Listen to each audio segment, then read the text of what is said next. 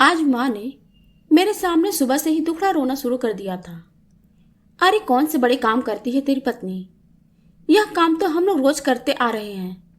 चूल्हा चौका झाड़ू पोछा 4 काम करने में ही पूरा दिन निकाल देती है। ऊपर से उसका ये दुखता है वो दुखता है। यह नाटक भी चलते हैं जैसे हमने कभी कोई काम किए ही नहीं। और अपनी पत्नी को कहने गया तो वह सीधे मुंह बात भी नहीं कर रही थी, बस चुपचाप सुने जा रही थी। ऐसे में माँ की बात मुझे सही लगी। सही तो है, माँ भी तो कितना काम करती थी पहले, लेकिन यह हमारी भार्या का तो अलग ही नाटक है। लेकिन मैं भी क्या करता, दोनों के बीच पिसना तो मुझे ही था, इसलिए पत्नी से बात करने उसके पीछे चला गया। मैंने भी गुस्से में कह दिया, अरे क्या ही काम करना पड़ता है। मुझे देखो, सुबह से उठता हूँ, घर के बाहर रहता हूँ, पूरा दिन काम करता हूँ, तब जाकर शाम को आराम करना चाहता तो तुम्हारी किचकिच चल रही होती। लेकिन पत्नी कहाँ मानने वाली थी। अभी उसके सामने माँ भी तो नहीं थी कि बोलते समय कोई लिहाज करना पड़े, तो मुझे बोल पड़ी, ठीक है पतिदेव जी, एक दिन आप मेरी जिंदगी जीना पसंद करोगे? तो मैं भी कह दिया, ठीक है कर दूंगा। उस दिन तुम कुछ भी काम मत करना, बस बैठी रहना। यह जो दिन भर यहाँ वहाँ अड़ोसी पड़ोसियों के घर चली जाती हो, बचे कुछ टाइम में अपनी मायके वालों से फोन पर बात करने में लगा देती हो। अगर पूरा दिन टाइम पास नहीं करोगी तो 2 घंटे में काम निपट जाएगा। पत्नी एक बार मुस्कुराई और कही, नहीं नहीं पतिदेव जी, आपको पूरा दिन घर का काम नहीं करना है, बस आपको मेरे हिस्से के 3 ही काम करने हैं। बस 3 काम? बताओ भला कौन से हैं? मैंने भी पूछ लिया। तो पत्नी बोली, पहला काम, मैं कपड़े धोऊंगी, आपको बस उन्हें सुखाना है। दूसरा काम, मैं सारे बर्तन साफ करूंगी, आपको उन्हें बस जमाना है। और तीसरा काम, मैं सारे घर में झाड़ू पोछा करूंगी, बस आपको कचरा उठाना है। मैंने एक शरारती मुस्कान के साथ कहा, तुम भी ना अच्छा खासा मौका दे रहा था आराम करने का, हाथ से गवा रही हो। चलो ठीक है, कल सुबह तैयार रहूंगा। सुबह हो गई, सबका चाय पानी नाश्ता हुआ। उसके बाद पत्नी ने सारे बर्तन धोकर टोकरे में रख दिए, तो मैं वो बर्तन जमाने के लिए आगे बढ़ा। उतने में पत्नी बोली, अरे अरे पतिदेव जी, बर्तन के ऊपर का पानी निथारने दीजिए। उसके बाद यह जो चीनी के कप हैं उनको वहां सामने रखना है। और हाँ, पहले कपड़े से पोंछ लेना, फिर यह जो प्लेटें हैं उनको सिंक के नीचे वाले हिस्से में रखना है। इनको भी अलग अलग रखना, एक के साथ एक रखोगे तो उनके अंदर पसीना जम जाएगा। और यह चाय की केतली, इसे धूप में रखना, जो खिड़की से आती है वहीं पर रख दीजिएगा, क्योंकि स्मेल चली जाए। और यह मान जी के दवाई के गिलास उनके कमरे में रखना, अच्छे से सुखा करके। मैंने उसकी बात सुनी और ठीक वैसे ही बर्तन जमाने लगा। बर्तन जमाते जमाते कब 15 मिनट निकल गए पता ही नहीं चला। क्या करता, चीनी की प्लेटें थी, हल्के हाथ से साफ करनी पड़ी, टूट जाती तो। डर था रोज माँ मेरी पत्नी को सुनाती है, कहीं आज मुझे सुनना न पड़े। फिर पत्नी ने झाड़ू निकाली और कचरा वहीं रहने दिया। मैं कचरा उठाने निकल गया तो उसने बताया, पतिदेव जी, कचरे को अलग अलग करके डालना, गीला कचरा अलग, सूखा कचरा। और किचन में जो मैंने अभी सब्जी साफ की थी उसमें जो हरी घास और कुछ डंठल वगैरह है उसे नीचे गाय माता आएंगी, उनको खिला देना। साथ में रात की रोटी भी रखी है, वह भी ले जाना। मैं भी एक हाथ में गीला कचरा, एक हाथ में सूखा कचरा और किचन का कचरा सब लेकर आंगन में दाखिल हुआ। कॉलोनी में पहले से ही गाय माता अपने दर्शन दे रही थी, तो मैं उनके पास गया, उनको रोटी खिलाने लग गया। तो माता जी ने थोड़ा बहुत खाया, थोड़ा बहुत कचरा फैला दिया, फिर वापस से झाड़ू लेकर उसे साफ करने में लग गया। कचरे की गाड़ी की आवाज तो आ रही थी। गाड़ी वाला आया घर से कचरा निकाल, लेकिन गाड़ी अभी तक आई नहीं। शायद जगह जगह पर रुकते हुए आती है, इसलिए समय लग गया था। तो उसका इंतजार करते बाहर खड़ा हो गया। अकेले अकेले इंतजार करने में बोरियत हो रही थी, तो अपना मोबाइल निकाल के बातचीत करना शुरू कर दिया। 5-10 मिनट के बाद गाड़ी आ गई, तो उसमें कचरा डाल के फिर से घर में दाखिल हो गया। निकल गए 15-20 मिनट। थोड़ी देर बैठ गया। पत्नी को देखा तो मैडम सारे कमरों से कपड़े इकट्ठा कर रही थी धोने के लिए। मैंने सोचा अभी कपड़े धोने में टाइम है, तब तक आराम कर लूंगा। तो बाथरूम में से जोर जोर से मोगरी की आवाज आने लगी। ऐसा लग रहा था कि पत्नी कपड़ों को धो नहीं रही, दिन भर के अपने फ्रस्ट्रेशन को निकाल रही थी। इसलिए मैं तमतमाते हुए बाथरूम के पास गया और उसे बोलने ही वाला था कि गुस्सा निकालना ही है तो मुझ पर निकालो, कपड़ों पर नहीं। तब देखा कि वह मेरी ही जींस को रगड़ रही थी, जिसके ऊपर मैंने कल सब्जी गिरा के रखी थी। मैं अपनी बात मुंह में दबाए बाहर निकल आया। थोड़ी देर बाद वह 2 बाल्टी कपड़े मेरे सामने रखते हुए बोली, इन्हें सुखाकर आइए।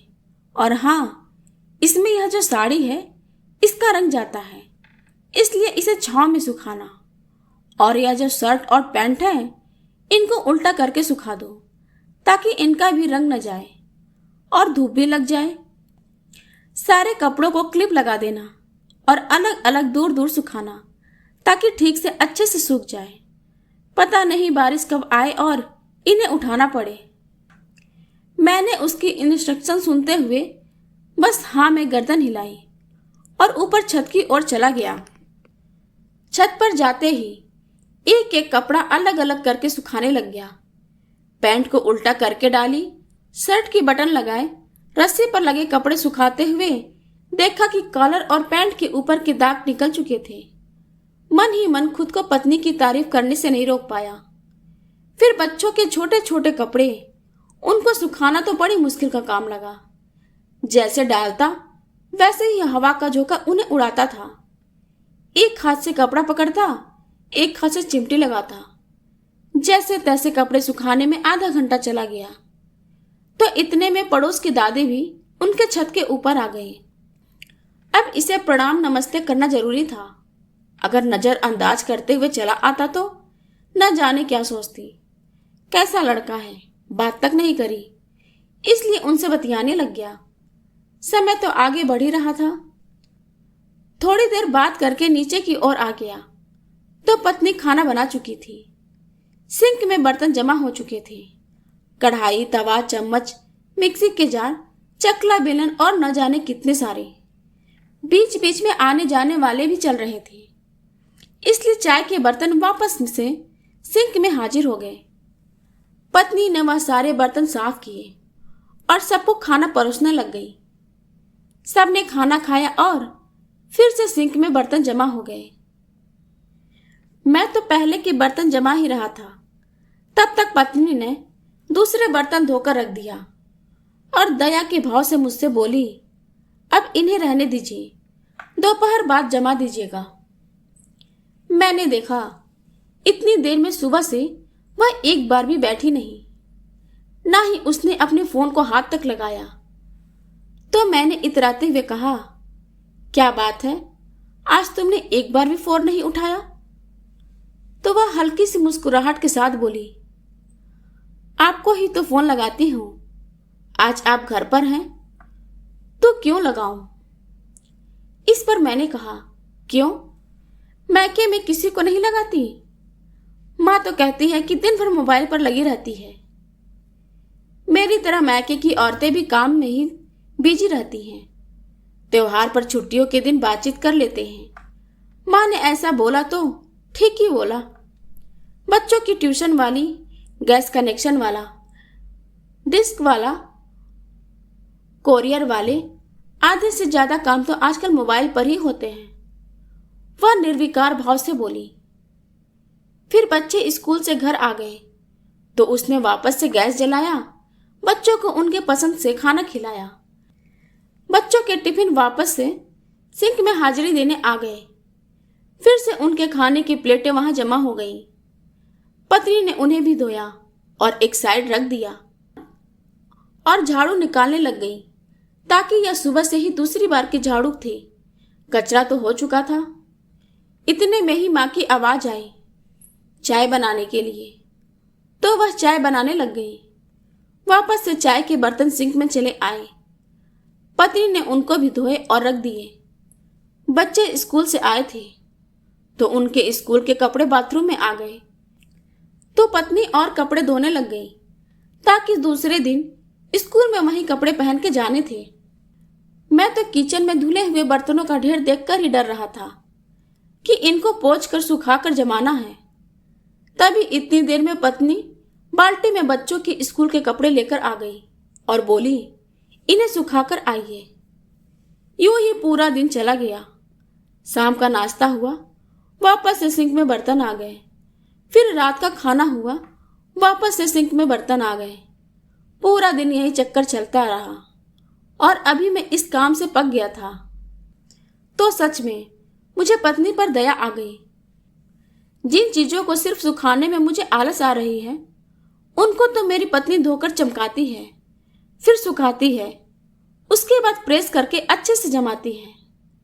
ना जाने यह काम रोज कर करके वो कितनी ही उब चुकी होगी। और कुछ सालों से तो उसने मुझसे फरमाइशी करना छोड़ दिया। कहीं ना कहीं उसके इस बर्ताव से मैं भी उसे घमंडी समझने लगा था। रात को मैंने पत्नी से कहा, आज मुझे पता चला कि तुम दिन भर कितना काम करती हो और कितने अच्छे से करती हो, लेकिन एक बात बताओ, तुम मेरी माँ से बात क्यों नहीं करती, उनका ख्याल रखती हो, फिर वह तुमसे गुस्सा क्यों रहती हैं? तो पत्नी बोली, आज आपने एक दिन मेरे हिस्से का थोड़ा काम करके देखा तो आपको मेरी हालत का पता चला। माँ जी तो यह जिंदगी खुद जी चुकी हैं। दिन भर खुद अपनी आंखों से रोज मुझे देखती हैं, इसके बाद भी संतुष्ट नहीं रहती, कमियां निकालती हैं, मेरे शरीर के दर्द को नाटक समझती हैं। बताओ भला मैं कब तक अपनी सफाई पेश करूंगी? बोलूं तो बदतमीज, ना बोलूं तो घमंडी। वह कहते हैं हमारा जमाना हमारा जमाना, लेकिन पतिदेव, जमाना बीत जाता है या बदल जाता है, लेकिन जिंदगी जिए जाती है, उसे अपने हिसाब से नहीं बदला जाता। उनके समय चीज कुछ और थी और हमारे समय कुछ और है। वह आज भी बीते हुए में जी रही हैं और मैं आज में जी रही हूं। अगर आपको यह कहानी अच्छी लगे तो लाइक करें, शेयर करें और कमेंट जरूर करें।